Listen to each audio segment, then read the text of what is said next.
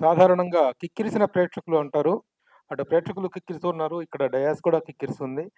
ఇంతమంది అభిమానులు, ఈ అభిమానులు లేదా బంధుమిత్రులు అందరూ కూడా ఈ కార్యక్రమానికి విచ్చేసి ఈ కొత్త సంస్థని, కొత్త నూతన నిర్మాతలని, దర్శకుడిని అభినందించడానికి, ఆశీస్సులు అందజేయడానికి వచ్చేసినందుకు మీ అందరి అభిలాష ఫలించి ఈ సినిమా అద్భుత విజయాన్ని సాధించాలి. టైటిల్ చాలా బాగుంది, 'బాలుగాడి లవ్ స్టోరీ'.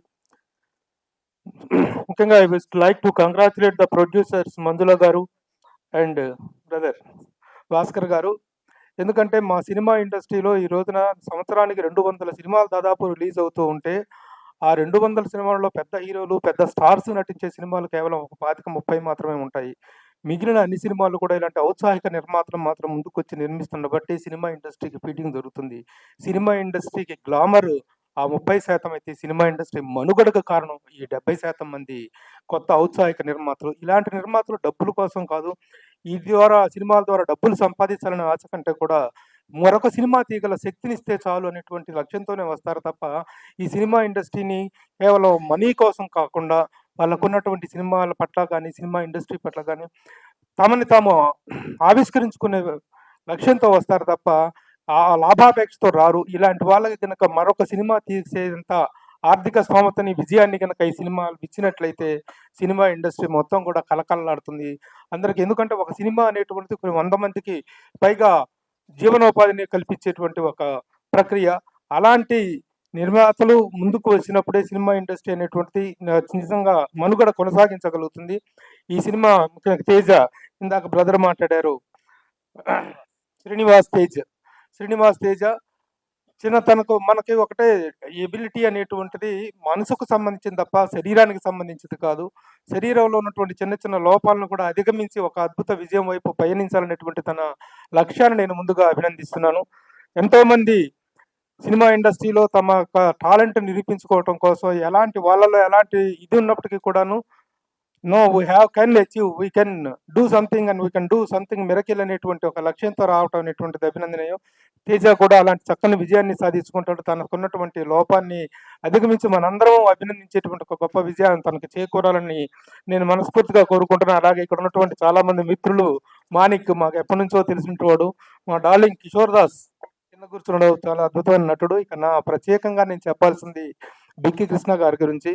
బిక్కి కృష్ణ గారు సంగీత, సాహిత్య, అది అన్ని రంగాల్లో, కళా రంగాలన్నింటిలో కూడాను ప్రవేశము, ప్రావీణ్యము, అందరితో పరిచయాలు కలిగినటువంటి ఒక గొప్ప కళా ప్రియుడు ఆయన. ఇప్పుడు దీంట్లో పాటలు రాయటం అనే కాకుండా కూడాను పుస్తకాల రచనలో కానీ అన్నింటిలో కూడాను సినిమా ఇండస్ట్రీలో అందరితో సుపరిచయాలు ఉన్నాయి. ముఖ్యంగా సాంస్కృతిక రంగంలో ఎంతో మంది ప్రముఖులు అందరితోటి గొప్ప అనుబంధం కలిగినటువంటి వ్యక్తి ఆయన. 2 పాటలు రాయటమే కాకుండా ఈ కార్యక్రమం నిర్వహణలో కూడా తన పూర్తి సహాయ సహకారాలు అందించడం, అభినందించడం, ఈ యూనిట్ ని ఆశీర్వదించడం అనేటువంటిది really it is a wonderful gesture of him. చాలా మంది ఫీల్ అవుతున్నారని నేను ఫీల్ అవుతున్నాను. కొంచెం నవ్వండి ప్లీజ్, చప్పట్లు కొట్టండి. డల్గా ఉంది, గట్టిగా మనం ఇక్కడ వచ్చింది శుభాకాంక్షలు చెప్పడానికి. చప్పట్లు.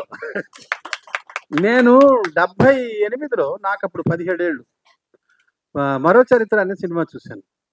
It was fantastic. 70 సార్లు చూశాను. ఆ తర్వాత సినిమా థియేటర్లో చూశాను, తర్వాత టీవీలో వచ్చిన తర్వాత ఎన్నిసార్లు చూశానో నాకే తెలియదు.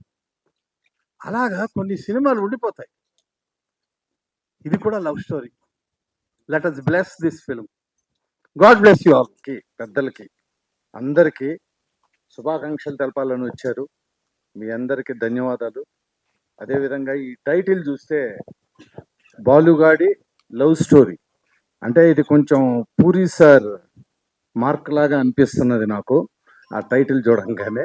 సీను కూడా అట్టంటోడే, ఎందుకంటే ఈ కేమ్ ఫ్రమ్ ఒంగోలు, నేను ఒంగోలే. నా దగ్గర ఫస్ట్ జాయిన్ అవ్వటానికి వచ్చినప్పుడు అసిస్టెంట్ రైటర్గా ఒక మిషన్ ఇచ్చాను. 3 పేజెస్ డైలాగుని చెప్పేసి ఒకల్గా చెప్పేసేసి దాన్ని నువ్వు రాసుకుంటురా, ఫేర్ చేసుకుంటురా అనగానే ఇమ్మీడియట్గా ఆలోచించాడు. అమీర్పేట వెళ్ళి వాక్మెన్ ఒకటి కొనుక్కొని వచ్చి, కానీ సార్ ఇంకొకసారి చెప్తారా అన్న, పేపర్ మీద రాస్తావా అన్న. కాదు చెప్పండి అని చెప్పా. వాడు కామ్గా రికార్డు చేసేసి సరే సార్ ఓ 10 నిమిషాల్లో వస్తానని చెప్పి పక్కకి వెళ్ళిపోయి రాసుకొని వచ్చాడు. వాడు ఏకసంధాగ్రహి కాదు, కానీ హార్డ్ వర్కింగ్ వల్లే వాడి గోల్ నెరవేర్చుకున్నాడు. ఇప్పుడు యాక్చువల్గా ఒంగోలు అంటే ఆన్ గోల్ అండి, విడదీస్తే ఆన్ గోల్ అంటే ఎప్పుడు లక్ష్యం మీదే ఉంటాం. అదేవిధంగా ఈరోజు ఒంగోలియను, అదే బాలకృష్ణ గారు కూడా చెప్పారు ఒకసారి, ఒంగోలియన్స్ ఆర్ మంగోలియన్స్ అని చెప్పేసేసి. సో అంత హార్డ్ వర్కింగ్ చేస్తాడు. ఇతనే కాదు, మన ఆల్ ద బెస్ట్ శ్రీను.